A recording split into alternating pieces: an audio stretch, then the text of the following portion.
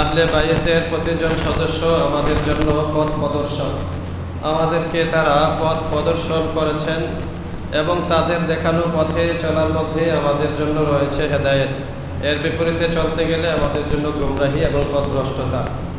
এজন্য নবীজি সাল্লাল্লাহু আলাইহি ওয়াসাল্লাম ঘোষণা দিয়েছেন, ইয়া আইয়ুহান নাস ইন্নী তারাকতু ফীকুম মা ইন আখাযতুম বিহি লান তাদিল্লু কিতাবাল্লাহ ওয়া ইতরাতি আহলে বাইতি।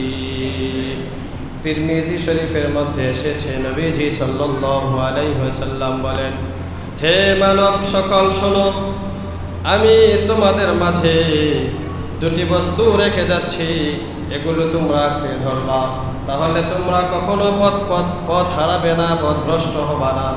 এক নম্বর হলো কিতাব আল্লাহর কিতাব আমি তোমাদের মাঝে রেখে যাচ্ছি, এই কিতাব অনুযায়ী তোমরা চলবা, তাহলে পথ হারাইবা না। অর্থাৎ কোরআন রেখে যাচ্ছি, কোরআন অনুযায়ী চলবা, পথভ্রষ্ট হইবা না। দ্বিতীয় নম্বর হলো ইতরাতি আহলে বাইতি, আমার পরিবার পরিজনকে রেখে যাচ্ছি, অর্থাৎ আহলে বাইতকে রেখে যাচ্ছি, তাদের অনুসরণ করলেও তোমরা পথ হারাবে না। আর এক হাদিসের মধ্যে আছে, নবীজি সাল্লাল্লাহু আলাইহি ওয়াসাল্লাম বলেন, লান তাদিল্লু মা তামাসসাকতুম বিহিমা কিতাবাল্লাহ ওয়া সুন্নাতা রাসূলি। দুটা জিনিস তোমাদের মাঝে রেখে যাচ্ছি, এই দুটি জিনিসকে তোমরা আঁকড়ে ধরলে কখনো পথভ্রষ্ট হইবা না। এক নম্বর হলো কিতাবুল্লাহ, আল্লাহর কিতাব অর্থাৎ কোরআন। দ্বিতীয় নম্বর হলো সুন্নাতে রাসূল সাল্লাল্লাহু আলাইহি ওয়াসাল্লাম, নবীজির সুন্নাত। তো দুটো হাদিসের মধ্যে বিরোধ নাই, নবীজির সুন্নাত আর কিতাব, এটা এক হাদিসে। আর এক হাদিসে আছে কিতাবুল্লাহ এবং নবীজির আহলে বাইত। আহলে বাইত যারা আছেন তাদের মাধ্যমে নবীজির সুন্নতেরই প্রচার প্রসার হয়েছে। সেই হিসাবে এই হাদিস আর আগের হাদিসের মধ্যে কোনো বিরোধ নাই। আহলে বাইত আমাদের জন্য পথ প্রদর্শক এবং তাদের অনুসরণের মধ্যে আমাদের জন্য রয়েছে হেদায়েত। তো এজন্য আল্লাহ তাআলা আহলে বাইতকে কত পবিত্র বলে কোরআনুল কারীমে ঘোষণা দিয়েছেন, যাতে করে তাদের অনুসরণ করা যায়।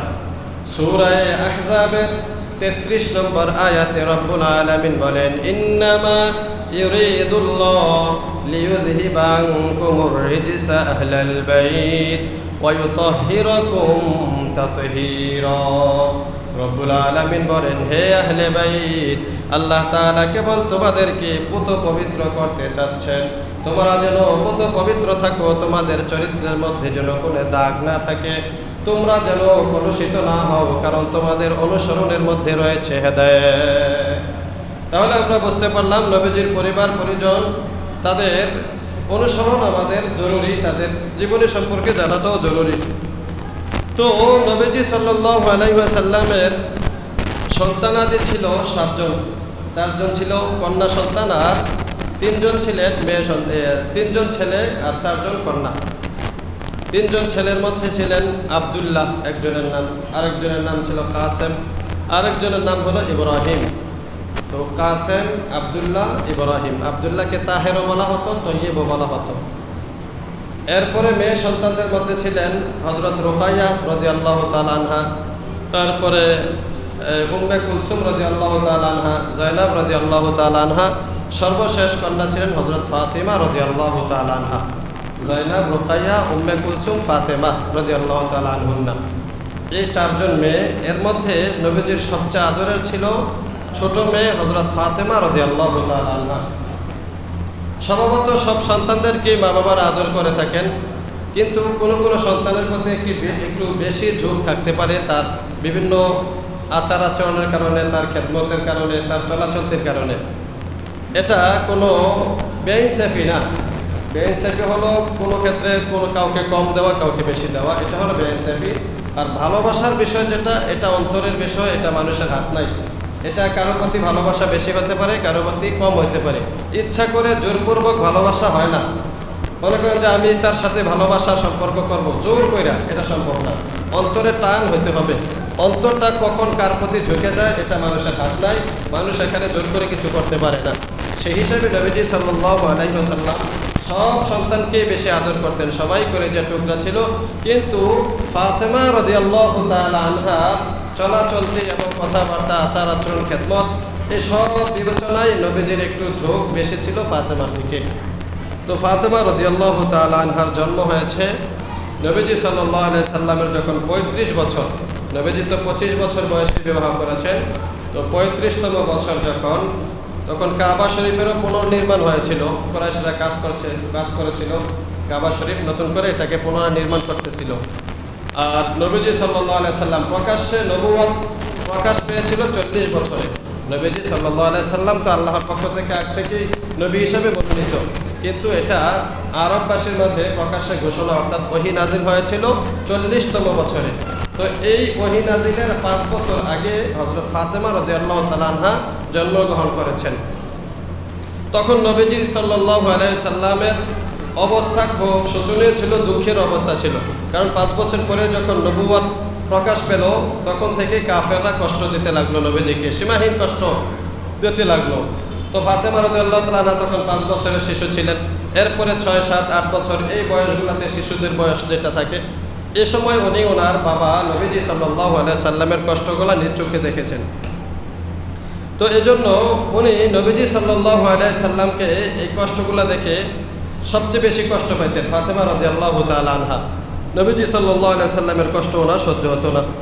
আর নবীজির চলা চলতি, কথা বলন, এই সবগুলোর দিক থেকে ফাতেমা রাদিয়াল্লাহু তাআলা আনহার সাথে একটা সাদৃশ্যতা ছিল। নবীজি যেভাবে কথা বলতেন, যেভাবে হাঁটতেন, যেভাবে চলতেন, দেখা যেত ফাতেমা রাদিয়াল্লাহু তাআলা আনহা তার সাথে হুবহু অনেকটা মিল আছে। এজন্য হাদিসের মধ্যে এসেছে আবু দাউদ শরীফের মধ্যে عن جابر رضي الله عن عائشة رضي الله تعالى عنها قالت ما رأيت أحدا كان أشبه سمتا وهديا ودلا برسول الله صلى الله عليه وسلم من فاطمة।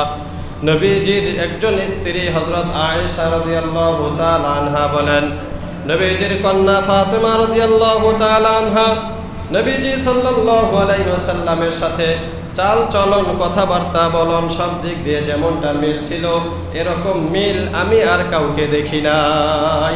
অনেকটা নবীজির মতো ওনার কথাবার্তার ঢং, স্টাইল এবং চলাচলতে ছিল। এজন্য হযরত আয়েশা রাদিয়াল্লাহু তাআলা আনহা বলেন, কানাত ইযা দাখালাত আলাইহি কামা ইলাইহা ফাখাযা বিয়াদিহা। ফাতেমা রাদিয়াল্লাহু তাআলা আনহা যখন নবীজি সাল্লাল্লাহু আলাইহি ওয়াসাল্লামের কাছে আসতেন কোথাও, তো নবীজি তাকে দেখে দাঁড়িয়ে যেতেন। নিজের মেয়েকে দেখে নবীজি সম্মানার্থে দাঁড়িয়ে যেতেন।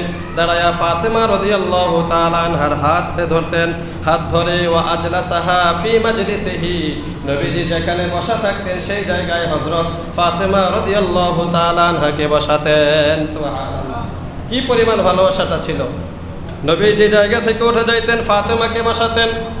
আবার বিপরীতে ওয়াকানা ইযা দাখালা আলাইহা قامت إليه فأخذت بيده فقبلته وأجلسته في مجلسها। এর বিপরীতে হযরত ফাতেমা রাদিয়াল্লাহু তাআলা আনহা যখন কোথাও বসে থাকতেন, তো বাবা আসলে বাবাকে দেখে ফাতেমাও সম্মানার্থে দাঁড়িয়ে যেতেন এবং বাবাকে সেই জায়গায় বসাইতেন যেখানে ফাতেমা বসা থাকতেন। সুবহানাল্লাহ। ওয়াকাব্বালাতহু, এবং ফাতেমা রাদিয়াল্লাহু তাআলা আনহা নবীজির কপালের মধ্যে চুমু দিতেন, আদর করে যত্ন করে বাবাকে সেখানে বসাতেন। তো মোহাব্বতটা কি পরিমাণ হবে। আপনি মনে করেন বাইরে ঘোরাফেরা করে অনেক গরম ক্লান্ত, ঘরে গেছেন, যাওয়ার পরে আপনার মেয়েটা এসে আপনার জড়ায় ধরলো, ঘাম মুছাই দিল, শরীরটা একটু যত্ন করলো, দেখবেন এই মেয়েটার প্রতি একটু টান মোহাব্বত বেশি থাকে। সেই হিসেবে হযরত ফাতেমা রাদিয়াল্লাহু তাআলা আনহার প্রতি নবীজি সাল্লাল্লাহু আলাইহি সাল্লামের ভালোবাসাটা একটু বেশি ছিল। নবীজি সাল্লাল্লাহু আলাইহি সাল্লামকে কেউ কষ্ট দিলে ফাতেমা রাদিয়াল্লাহু তাআলা আনহা এটা বরদাস্ত করতে পারতেন না, ছোট ছিলেন। বুখারী শরীফের 2040 নম্বর হাদিসের মধ্যে এসেছে, হযরত আব্দুল্লাহ ইবনে মাসউদ রাদিয়াল্লাহু তাআলা আনহু বর্ণনা করেন, নবুয়তের প্রথম দিক দিয়ে নবীজি সাল্লাল্লাহু আলাইহি ওয়াসাল্লামকে যখন কাফেররা দুঃখ কষ্ট দিত, একদিনের ঘটনা এরকম ছিল যে কাবা শরীফের পাশে 6 জন কাফের, তাদের সাথে আরো ছিল বড় বড় লিডার, 6 জন ছিল আবু জাহেল সহ। তো তারা বসে একবার যখন দেখলো নবীজি সাল্লাল্লাহু আলাইহি সাল্লাম আয়েশা কাবা শরীফের কাছে নামাজ পড়তেছেন, তো এরা পরামর্শ করলো যে কে আছে এরকম মোহাম্মদের ওপরে উমুক গোত্রের যে উট জবাই হয়েছে ওই উটের নারী বুড়ি আইনা তার কাঁধের ওপরে দিয়ে দিলাম, নাউজুবিল্লাহি মিন যালিক। তো তাদের মধ্যে হাদিসে আছে, তাদের মধ্যে সবচেয়ে নিকৃষ্ট ব্যক্তি একটা দাঁড়ায় বলল যে আমি পারবো, আমি নারী বুড়ি আইনা মোহাম্মদের কাঁধের ওপরে দিয়ে দিতে পারবো। সে এই কাজটা করলো, ওই গোত্র থেকে নারী বুড়ি এনে নবীজি সাল্লাল্লাহু আলাইহি ওয়াসাল্লাম যখন সেজদায় গিয়েছিলেন তো কাঁধের উপরে এগুলি দিয়ে দিয়েছিলেন। অনেক ভারী ছিল, ওটার নারী বুড়ি অনেকগুলো ছিল, নবীজি সাল্লাল্লাহু আলাইহি সাল্লাম উঠতে পারতেছিলেন না। আব্দুল্লাহ ইবনে মাসউদ রাদিয়াল্লাহু তাআলা আনহু বলেন, আমি তখন অসহায় ছিলাম, আমি তখন দুর্বল ছিলাম, আমি সাহায্য করার মতো ক্ষমতা আমার কাছে ছিল না। হ্যাঁ, যদি আমার শক্তি থাকতো, হ্যাঁ যদি আমার সামর্থ্য থাকতো, তাহলে আমি এখানে নবীজির পাশে দাঁড়াতাম। উনি দেখতেছেন দৃশ্যটা, কিন্তু কিছু করার মতো ক্ষমতা ছিল না। এই ঘটনাটা হযরত ফাতেমা রাদিয়াল্লাহু তাআলা আনহা ঘর থেকে শুনতে পেলেন যে ওনার বাবাকে কাবা চত্বরে এভাবে ওনার ঘাড়ের উপরে কাঁধের উপরে উটের নারী বুড়ি দেওয়া হয়েছে, উনি উঠতে পারতেছেন না। তো ফাতেমা রাদিয়াল্লাহু তাআলা আনহা দৌড়ায় আসলেন, আয়েশা বাবার কাঁধ থেকে নারী বুড়ি সরাইলেন এবং কাঁদতে লাগলেন, বলতে লাগলেন, বাবা আপনার এই কষ্ট কে দিল? তো নবীজি সাল্লাল্লাহু আলাইহি সাল্লাম তার কান্না থামালেন, চোখের পানি মুছলেন, বললেন যে মা চিন্তা করো না, তোমার বাবার জন্য এটা আল্লাহ তাআলার পক্ষ থেকে পরীক্ষা, আল্লাহ তাআলা তোমার বাবাকে লজ্জিত করবেন না, বেইজ্জতি করবেন না। ফাতেমা রাদিয়াল্লাহু তাআলা আনহা এখানে খুব বেশি কষ্ট পেলেন। দেখা গেল প্রতিটা কষ্ট নবীজি সাল্লাল্লাহু আলাইহি সাল্লাম যখন অনুভব করেছেন, ফাতেমা রাদিয়াল্লাহু তাআলা আনহা এর চাইতে আরও বেশি কষ্ট অনুভব করেছেন। এজন্য খেদমতেও সবার আগে থাকতেন। উহুদের যুদ্ধের ঘটনা আমরা সবাই জানি মোটামুটি। নবীজি সাল্লাল্লাহু আলাইহি ওয়াসাল্লামের দাঁত মোবারক, সামনের একটা দাঁত মোবারক ভেঙে গিয়েছিল। একজন কাফের এসে নবীজিকে আঘাত করেছিল, লোহার টুপি ছিল মাথার মধ্যে, যুদ্ধের ময়দানে যে একটা টুপি লাগায়, তো এই টুপিটা ভেঙে নবীজি সাল্লাল্লাহু আলাইহি সাল্লামের এদিক দিয়ে ঢুকে গিয়েছিল, একটা দাঁত মোবারক ভেঙে গিয়েছিল, যার কারণে নবীজি রক্তাক্ত হয়েছিলেন। তো এই অবস্থায় হযরত আলী রাদিয়াল্লাহু তাআলা আনহু নবীজি সাল্লাল্লাহু আলাইহি সাল্লামের সেবা করতেছিলেন, রক্ত মুছতেছিলেন আর পানি দিতেছিলেন। ফাতেমা রাদিয়াল্লাহু তাআলা আনহা দেখলেন যে এই পানি দিয়ে রক্ত বন্ধ হচ্ছে না। তো ফাতেমা রাদিয়াল্লাহু তাআলা আনহা একটা চাটাই নিলেন, এই চাটাইটা পড়লেন, পুরার পরে যে ছাই হইল, এই ছাইগুলো আইনা নবীজি সাল্লাল্লাহু আলাইহি সাল্লামের ক্ষতস্থানে দিলেন। দেখা গেল আস্তে আস্তে নবীজির রক্ত বন্ধ হয়ে গেল। সুবহানাল্লাহ। ওনার বুদ্ধিমত্তাও এখান থেকে বোঝা যায় যে ছোটবেলা থেকেই খেদমতের প্রতি কতটা আগ্রহী ছিলেন। যারা খেদমত করে, মানুষের সেবা করে, তারা দেখবেন অনেক কৌশল জানে। খেদমত যারা করে না, এরা কাজ বোঝে না। একটা পানি আনতে বললো পানি আনতে পারে না, এক গ্লাস পানি আনতে বললে কীভাবে আনতে হবে, গ্লাসটা ধরতে হবে, বোঝে না। আর যারা করে তারা এগুলো বোঝে, বিভিন্ন পদ্ধতি জানা থাকে। তো ফাতেমা রাদিয়াল্লাহু তাআলা আনহা এরকম ছোটবেলা থেকেই নবীজি সাল্লাল্লাহু আলাইহি সাল্লামের খেদমতে সবার আগে আগায় থাকতেন। এভাবে নবীজি সাল্লাল্লাহু আলাইহি সাল্লামকে সর্বোচ্চটা দিয়ে খেদমত করার চেষ্টা করতেন। যখন ফাতেমা রাদিয়াল্লাহু তাআলা আনহার বয়স 15 হলো কিংবা কম বেশি হলো, 16 হলো, তো আল্লাহ তাআলার পক্ষ থেকে ফাতেমা রাদিয়াল্লাহু তাআলা আনহার বিবাহের ব্যাপারে প্রস্তাব আসলো। নবীজি সাল্লাল্লাহু আলাইহি সাল্লামের সাহাবাদের মধ্যে বড় বড় সাহাবীরা প্রস্তাব দিচ্ছিলেন। নবীজি সাল্লাল্লাহু আলাইহি সাল্লাম কোনো প্রস্তাব গ্রহণ করছেন না, চুপ ছিলেন আল্লাহ তাআলার আদেশের অপেক্ষায়। তো আল্লাহ তাআলা একদিন আদেশ করলেন, একদিন নবীজিকে জানিয়ে দিলেন যে আপনার প্রিয় সাহাবী আলী রাদিয়াল্লাহু তাআলা আনহু, সে যদি প্রস্তাব নিয়ে আসে তাহলে আপনি এই প্রস্তাব নাকচ করবেন না। সুবহানাল্লাহ। তো আলী রাদিয়াল্লাহু তাআলা আনহুকেও সাহাবায়ে কেরাম পরামর্শ করে পাঠালেন যে যান, অনেকেই তো প্রস্তাব নিয়ে গিয়েছে, নবীজি তো রাজি হন নাই, আপনি গেলে হয়তো রাজি হতে পারেন। কিন্তু আলী রাদিয়াল্লাহু তাআলা আনহু তো সম্পদশালী ছিলেন না, টাকা পয়সা বা সম্পদ এরকম কিছুই ছিল না। বলতে গেলে নবীজি সাল্লাল্লাহু আলাইহি সাল্লামের কাছেই উনি থাকতেন, নবীজি সাল্লাল্লাহু আলাইহি সাল্লামের কাছে থেকেই লালিত পালিত হচ্ছিলেন।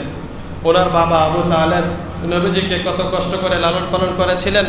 তো নবীজি সাল্লাল্লাহু আলাইহি সাল্লামও ওনাকে, হযরত আলী রাদিয়াল্লাহু তাআলা আনহুকে লালন পালন করতেন, দেখাশোনা করতেন, ওনার ঘরেই থাকতো। আলাদা ঘর, আলাদা বাড়ি, জায়গা সম্পত্তি এরকম বেশি কিছু ছিল না।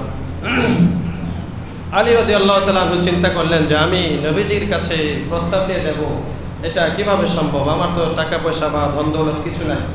কিন্তু ওনার একটা ভরসা ছিল, আশা ছিল যে নবীজি সাল্লাল্লাহু আলাইহি সাল্লাম আমাকে ফিরাবেন না।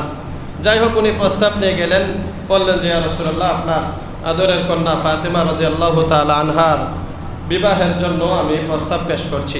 আল্লাহর হাবিব সাল্লাল্লাহু আলাইহি সাল্লাম মুচকি হাসলেন।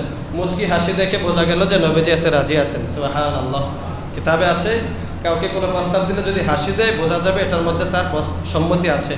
তো নবীজি সাল্লাল্লাহু আলাইহি সাল্লাম রাজি হলেন এবং বললেন যে আলী, তো এই বিবাহের জন্য তোমার কি প্রস্তুতি আছে? তুমি মহারণা বাবদ তো কিছু দেওয়া লাগে, তুমি কি দিবা?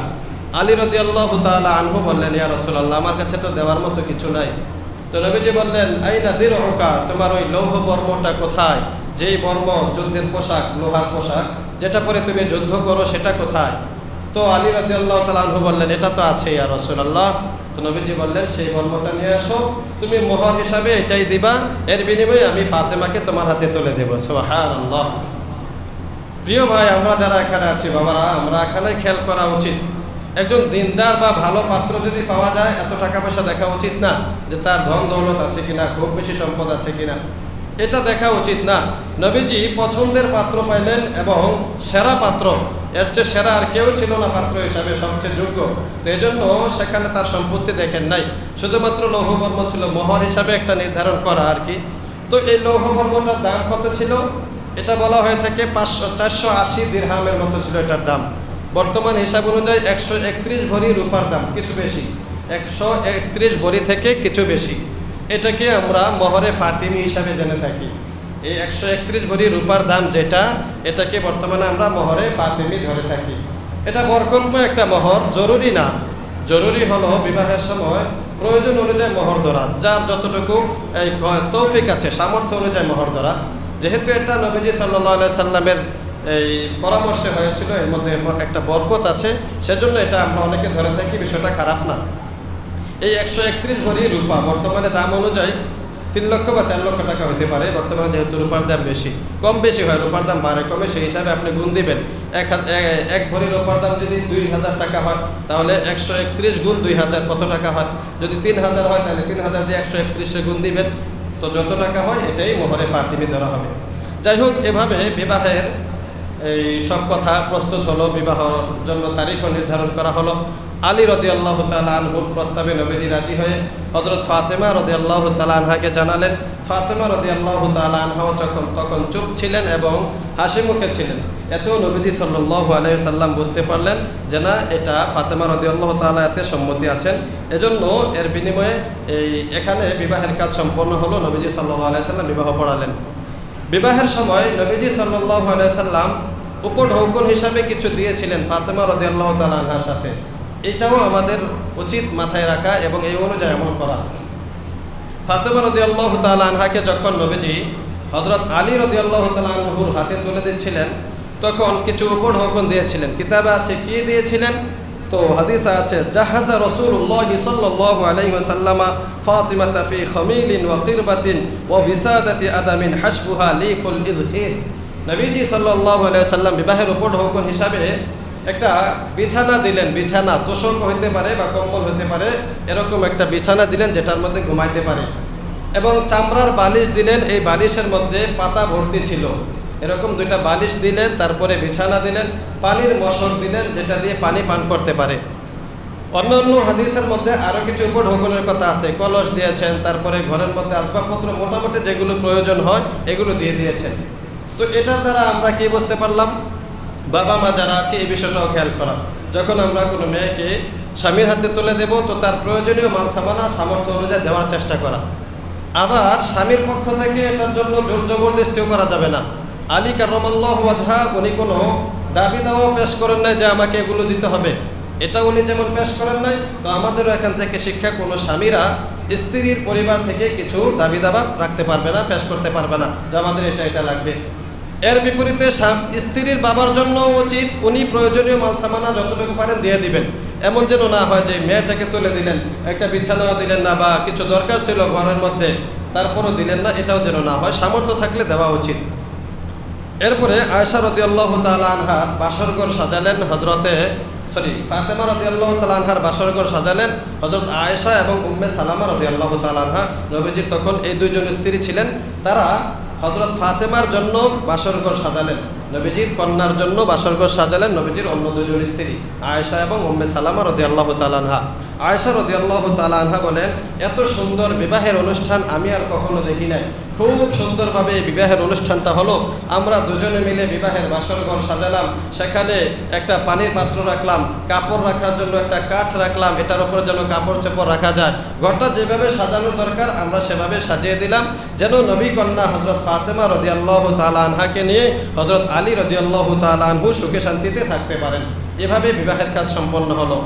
বিবাহের পর থেকে হযরত ফাতেমা রাদিয়াল্লাহু তাআলা আনহা ঘরের যাবতীয় কাজ করতেন, অনেক কষ্ট করতেন। এটা আমাদের মেয়েদের জন্য শিক্ষা, আমাদের বোনদের জন্য শিক্ষা। ঘরের কাজে কখনো ফাতেমা রাদিয়াল্লাহু তাআলা আনহা ত্রুটি করতেন না, প্রচুর কাজ থাকতো। হযরত আলী রাদিয়াল্লাহু তাআলা আনহু কাজ বাইরে থাকতেন বা বিভিন্ন সময় দাওয়াতি কাজে থাকতেন, ঘরের যাবতীয় কাজ হাতে সব একাকী করতেন। তো জাতা ছিল যেটা দিয়ে আটা গুলতে হয়, এখন তো আটা রেডি পাওয়া যায়, তখন তো এরকম ছিল না। গম বা জব ছিল, এগুলাকে নিজের হাতে গুঁড়া করতে হইতো, পেস্ট হইতো। উনি নিজ হাতে এগুলো করতেন, পানি কূপ থেকে উঠায় আনতেন, শরীরের মধ্যে বিভিন্ন জায়গায় দাগ পড়ে যেত, ঘর ঝাড়ু দেওয়া সহ সমস্ত কাজ উনি করতেন। কখনো স্বামীর প্রতি কোনো অভিযোগ ছিল না যে আমাকে এত কষ্ট দিতেছেন বা এত কাজ দিতেছেন। তো আমাদের মা বোনদের উচিত ঘরের কাজগুলো এভাবে সুন্দরভাবে গুছিয়ে করা, স্বামীর প্রতি কোনো অভিযোগ না রাখা। সংসারটা ছিল অভাবের, কিন্তু সংসার ছিল সুখের। যদিও ছিল অভাবের, তারপরেও এর মধ্যে ছিল সুখ। সুখ আর সুখ ছিল, তার কারণ হলো স্বামী স্ত্রী দুজনের মধ্যে মিল মহাব্বত ভালোবাসার কোনো কমতি ছিল না। অভাবে থাকার পরেও ফাতেমা রাদিয়াল্লাহু তাআলা আনহার কোনো অভিযোগ ছিল না। এত কষ্টে থাকার পরও আলী রাদিয়াল্লাহু তাআলা আনহু কখন ফাতেমা রাদিয়াল্লাহু তাআলা আনহার সাথে খারাপ ব্যবহার করতেন না, রূঢ় আচরণ করতেন না। সাধারণত আমাদের অনেক ভাইয়েরা কাজ করে আসা ঘরের মধ্যে এক একটা ভাব নেয়, স্ত্রীর সাথে খুব খারাপ আচরণ করে। এটা ভাইদের জন্য উচিত না, আবার স্ত্রীদের জন্য উচিত না মুখ মলিন করে থাকা, খারাপভাবে আচরণ করা। আলী রাদিয়াল্লাহু তাআলা আনহু ঘর থেকে বাইরে থেকে যখন আসতেন, ঘরে এসে হালকা একটা টোকা মারতেন, তো সাথে সাথে ফাতেমা রাদিয়াল্লাহু তাআলা আনহা দরজা খুলে ফেলতেন। সুবহানাল্লাহ। ঘুমের সময় হোক, যে সময় হোক, গভীর রাতে হোক, পুরুষ মানুষ বাহিরে থাকাটা স্বাভাবিক, বাহিরের কাজ বেশি থাকে। তো আসার পরে ফাতেমা রাদিয়াল্লাহু তাআলা আনহা কখনো নারাজ হইতেন না, কখনো বলতেন না এত রাত্র বা এত দেরি করে আসলেন কেন, বা এমন সময় আমি ঘুমেছিলাম আপনি আমার ঘুম ডিস্টার্ব দিচ্ছেন, এটা ফাতেমা রাদিয়াল্লাহু তাআলা আনহা বলেন নাই। এজন্য এই সংসারটা ছিল সবচেয়ে সুখের সংসার।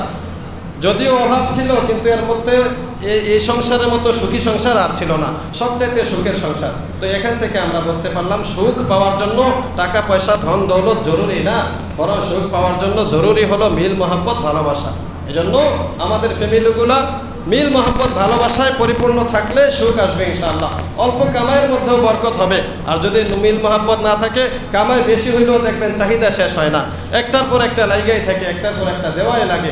দেখা যায় এত কামাইয়ের পরও শুধু অশান্তি অশান্তি আর অশান্তি। তাহলে বুঝতে হবে আল্লাহর উপর ভরসা রেখে স্বামী স্ত্রীর মিল মহব্বত থাকলে এই সংসারের মধ্যে সুখ আসবে ইনশাআল্লাহ। তো কাজ করতে করতে অনেক বেশি কষ্ট হয়ে গেছিল। একদিন আলী রাদিয়াল্লাহু তাআলা আনহু হযরত ফাতেমাকে বললেন, ফাতেমা, তোমার বাবার কাছে অমুক যুদ্ধ থেকে অনেকগুলা খাদেম এসেছে, সেবক সেবিকা, তো একটু আবদার করে দেখো না একজন সেবিকা দেয় কিনা, দিলে তো আমাদের একটু কাজে লাঘব হইল, তোমার জন্য একটু সহজ হইল। ফাতেমা রাদিয়াল্লাহু তাআলা আনহা গেলেন নবীজি সাল্লাল্লাহু আলাইহি ওয়াসাল্লামের কাছে। বাড়িতে যাইয়া দেখলেন নবীজি সাল্লাল্লাহু আলাইহি সাল্লাম সাহাবায়ে কেরামকে নিয়ে বসা, কিছু বলতেছেন, নসিহত করতেছেন। তো ফাতেমা রাদিয়াল্লাহু তাআলা আনহা দৃশ্যটা দেখা আয়েশা পড়তেছেন। নবীজি সাল্লাল্লাহু আলাইহি সাল্লামের চোখ ফাতেমার দিকে গেছে। তো নবীজি বুঝতে পারলেন যে আমার মেয়ে ফাতেমা আসছিল, কিন্তু আমি এই অবস্থা থাকাতে কোনো কথা বলে না, চলে গেছে। পরবর্তীতে নবীজি গেলেন ফাতেমা রাদিয়াল্লাহু তাআলা আনহার বাড়িতে, যাই বললেন, ফাতেমা, তুমি তো গতকাল আমার কাছে গিয়েছিলা, তো কি কাজে গিয়েছিলা, কি জন্য গিয়েছিলা মা?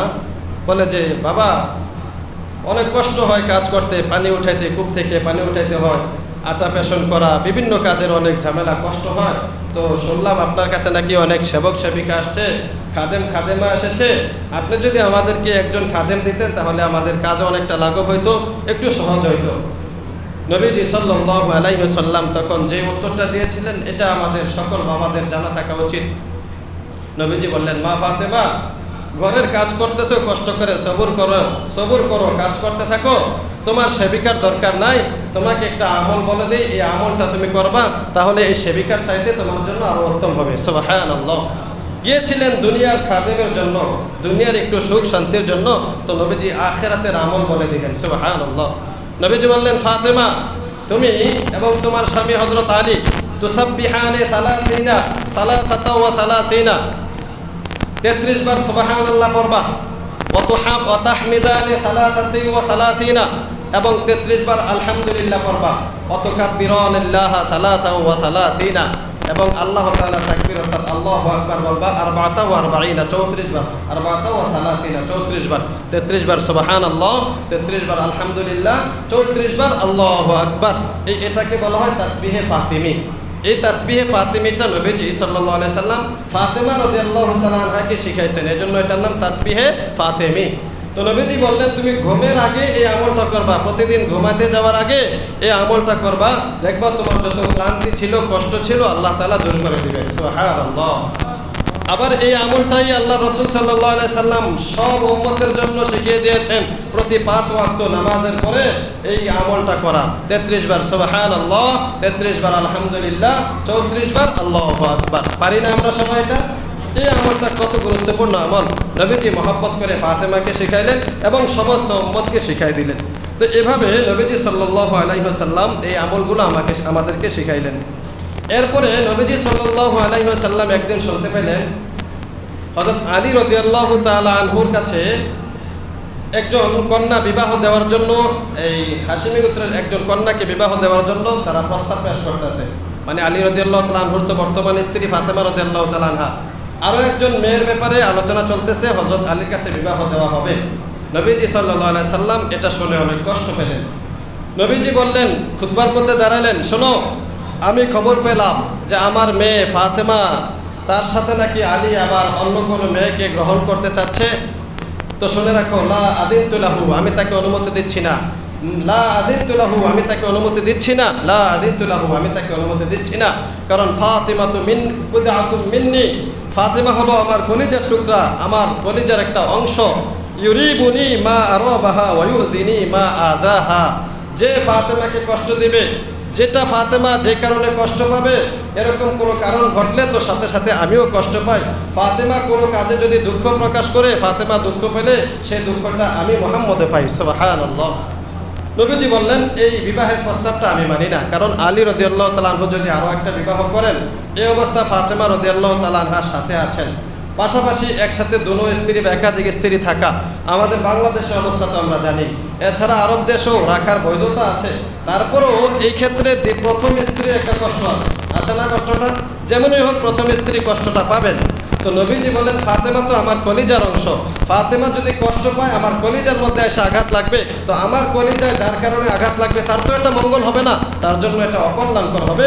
এজন্য নবীজি আলী রাদিয়াল্লাহু তাআলা আনহুকে দ্বিতীয় বিবাহ করার জন্য অনুমতি দেন নাই, যতদিন ফাতেমা রাদিয়াল্লাহু তাআলা আনহা জীবিত ছিলেন। তাহলে এখান থেকে আমরা কি শিখলাম? যারা একাধিক বিবাহ করার জন্য পুরুষরা আমরা চাইতেছি, তো এই বিষয়টা একটু খেয়াল রাখা। একাধিক বিবাহ করা জরুরতের কারণে জায়েজ আছে, তবে সবসময় করা সুন্নত বা করতে হবে। অনেকে বলে যে একাধিক বিয়ে করা সুন্নত, বিষয়টা এমন না। একাধিক বিয়ে করা সুন্নত না, বরং প্রয়োজনের খাতিরে করা যায়। প্রয়োজন খাতির বিভিন্ন প্রয়োজন হতে পারে, অনেক সময় অনেক প্রয়োজন দেখা দিতে পারে, সেটা ভিন্ন হিসাব।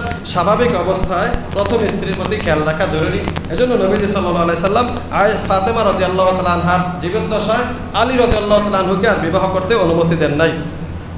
তারপরে নবীজি সাল্লাল্লাহু আলাইহি সাল্লাম একজন 4 জন শ্রেষ্ঠ নারীর কথা বললেন, যে পৃথিবীতে 4 জন শ্রেষ্ঠ নারী আছে। এই 4 জন শ্রেষ্ঠ নারী কারা? এক পর্যায়ে নবীজি বললেন, এই 4 জন শ্রেষ্ঠ নারী হলো হযরতে মারিয়াম ইবনে ইমরান, ইমরানের মেয়ে মারিয়াম, মানে ঈসা আলাইহিস সালামের মা মারিয়াম আলাইহিস সালাম, উনি একজন। আসিয়া ইমরাতে ফিরআউন, ফিরআউনের স্ত্রী আসিয়া। তারপরে 3 নম্বরে বললেন খাদিজা বিনতে খুয়াইলিদ, অর্থাৎ নবীজি সাল্লাল্লাহু আলাইহি সাল্লামের প্রথম স্ত্রী আমাদের আম্মাজান হযরত খাদিজা রাদিয়াল্লাহু তাআলা আনহা। 4র্থ নম্বরে বললেন ফাতিমা রাদিয়াল্লাহু তাআলা আনহা। 4 নম্বরে হলো ফাতিমা রাদিয়াল্লাহু তাআলা আনহা। তাহলে পৃথিবীতে 4 জন শ্রেষ্ঠ নারী, বহু নারী আছে শ্রেষ্ঠ, নবীজির সব স্ত্রীরাই শ্রেষ্ঠ, সব কন্যারাই শ্রেষ্ঠ।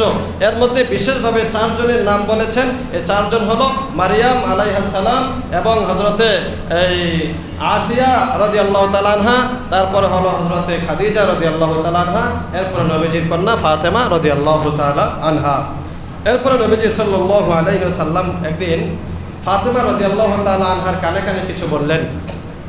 তো ফাতেমা রাদিয়াল্লাহু তাআলা আনহা এই কথাগুলো শুনে একটু কান্না করে দিলেন। এরপরে আবার নবীজি ফাতেমা রাদিয়াল্লাহু তাআলা আনহার কানে আরও কিছু বললেন। ফাতেমা রাদিয়াল্লাহু তাআলা আনহা আবার হাসতে লাগলেন।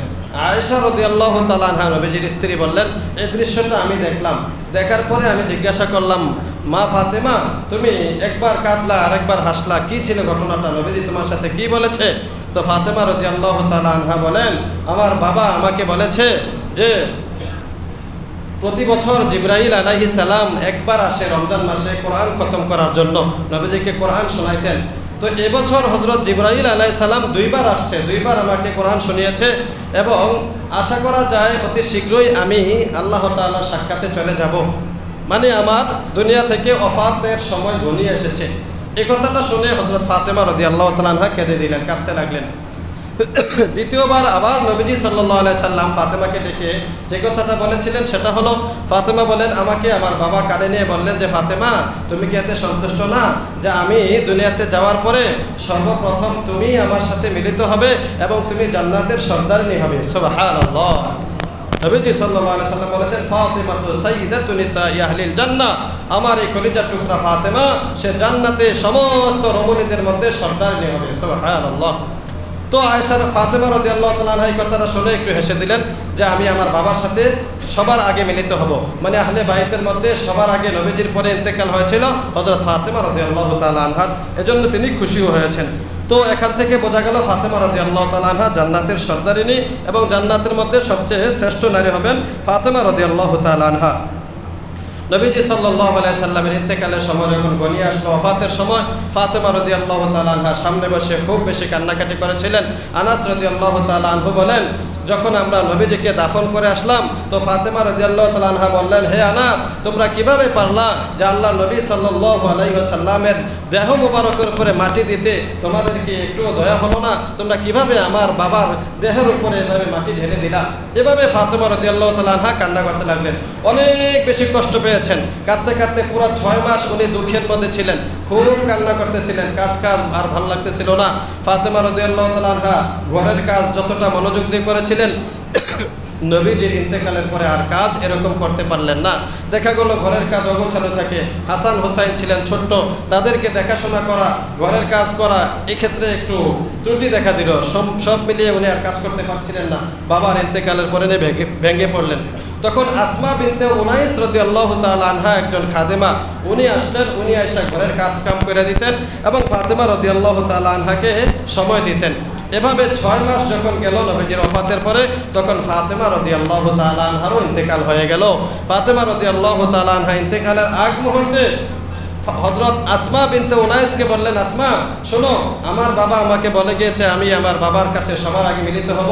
তো বোঝা গেল আমিও মনে হয় বেশি দিন থাকবো না, আমার কয়েকটা ওসিয়ত। 1 নম্বর হলো, আমার ইন্তেকালের পরে আমি যখন মারা যাব, আমি তো সাধারণত বাহির হই না বা আমার শরীরটা কেউ দেখে না, আমার মৃত্যুর পরেও যেন আমার লাশটা কেউ না দেখে। সুবহানাল্লাহ। বলে যে তোমরা যারা আছো ঘরের মানুষ, তুমি এবং আমার স্বামী হযরত আলী রাদিয়াল্লাহু তাআলা আনহু, তোমরাই আমার কাফন দাফনের ব্যবস্থা করবা এবং আহলে বাইতের যারা আছে তারা সবাই মিলে আমার কাফন দাফন করবে এবং দাফনটা যেন রাতের বেলা হয়, কারণ দিনের বেলা বেশি মানুষ হয়। তো আমার দাফনে এত মানুষ বেশি আসার দরকার নাই, জানা যায় দাফনের সময় যেন মানুষ না থাকে। আসমা রাদিয়াল্লাহু তাআলা আনহা বলেন, হে নবী কন্যা ফাতেমা, আমি হাফসার মধ্যে দেখেছি তারা এরকম ওই মানুষ মারা যাওয়ার পরে লাশের উপরে চতুর্দিকে গাছের ঢাল দিয়ে উপরে একটা কাপড় দেয়া দেয়, এতে লাশটা ঢাইকা থাকে। ফাতেমা রাদিয়াল্লাহু তাআলা আনহা বলেন, দৃশ্যটা কেমন? তো আসমা বিনতে উমাইস রাদিয়াল্লাহু তাআলা আনহু উনি কয়েকটা ঢাল কাইটা আনলেন, খেজুরের ঢাল আইনা এটার উপরে একটা চাদর দিলেন, দিয়া বললেন যে এরকম হয়, চতুর্দিকে ঢাল দিয়া বলছেন যে এরকম হয়, ভিতরে লাশটা থাকে, তাইলে আর কেউ দেখে না। ফাতেমা রাদিয়াল্লাহু তাআলা আনহা বললেন, মা আজমালাহু ওয়া আহসানাহু, আরে এটা তো খুব সুন্দর, আমার ইন্তেকালের পরও তোমরা এটা করবা, আমার উপরে জানাজার এই কাফনের যে খাটিয়াটা আছে না, এটার উপরে একটা কাপড় দিয়ে দিবা যেন আমার লাশটা কেউ দেখতে না পারে। সুবহানাল্লাহ। তো এই জন্য বলা হয় এটাকে নাকুশ, মানে এটা সর্বপ্রথম ফাতেমা রাদিয়াল্লাহু তাআলা আনহা থেকে আবিষ্কার হয়েছে, লাশের উপরে কাপড় দিয়ে দেওয়া এবং মহিলা লাশ হলে বিশেষ করে দাফন করার সময় চতুর্দিক দিয়ে কাপড় দেওয়া, ওইখানে পুরুষরা না যাওয়া, মহিলা লাশ যখন দাফন করা হয় তখন বেগানা পুরুষরা সেখানে যাওয়াও উচিত না, শুধুমাত্র ঘরের যারা আছেন, মাহারাম যারা আছেন, আপন পুরুষ যারা আছেন ওনারা থাকবেন, এভাবে দাফন কাফন করা এটা হলো উচিত। তাহলে ফাতেমা রাদিয়াল্লাহু তাআলা আনহা এখান থেকে আমরা পর্দার বিষয়টা জানতে পারলাম। জীবনে কোনোদিন পরপুরুষের সামনে যান নাই এবং ওফাতের পরেও কোনো পরপুরুষ দেখুক কাপড়ের উপরে দিয়ে আকৃতিটা, এটাও তিনি চান নাই। আমাদের মা বোনেরা এভাবে চলা উচিত। আলী রাদিয়াল্লাহু তাআলা আনহু খুব ভেঙে পড়লেন, তো কবরের কাছে গিয়ে আলী রাদিয়াল্লাহু তাআলা আনহু প্রায় সময় কান্নাকাটি করতেন আর বলতেন, হাবিবুন গাবা আন আইনি ওয়া জিসমি ওয়া আন কলবি হাবিবি লা ইয়াগিবু হাবিবুন লাইসা ইয়াদিলুহু হাবিবুন ওয়া মা লি সিওয়াহি ফি কলবি নাসিবুন। প্রায় সময় কান্না করতেন আর বলতেন, প্রিয়তমা স্ত্রী, তুমি আমার দেহ থেকে আলাদা হয়েছো, আমার চক্ষু থেকে আলাদা হয়েছো। ও প্রিয়তমা, তুমি আমার অন্তর থেকে আলাদা হও নাই, আমার অন্তরে এখনো তোমার জায়গা রয়েছে। হে প্রিয়তমা নবীর কন্যা ফাতেমা, তুমি আমার জায়গায়, আমার অন্তরে যে জায়গাটা দখল করেছো, এই জায়গাটা আর কেউ দখল করতে পারবে না, অর্থাৎ এই ভালোবাসাটা আমি আর কাউকে দিতে পারবো না। আলী রাদিয়াল্লাহু তাআলা আনহু এভাবে প্রায় সময় কবরের কাছে গিয়ে কান্নাকাটি করতেন এবং দোয়া মুনাজাত করতেন। তো নবীজি সাল্লাল্লাহু আলাইহি সাল্লামের কন্যা ফাতেমা রাদিয়াল্লাহু তাআলা আনহার জীবনে আমরা এখানে সংক্ষিপ্তভাবে শুনলাম। অনেকগুলো বিষয় এখানে শিক্ষণীয় আছে, প্রতিটা বিষয় আমরা বলেছি, অনেকগুলো বিষয় শিক্ষণীয় আছে, শিখার আছে। আল্লাহ তাআলা আমাদেরকে এই বিষয়গুলো বোঝার এবং শিখার, আমল করার তৌফিক দান করুন। আমিন।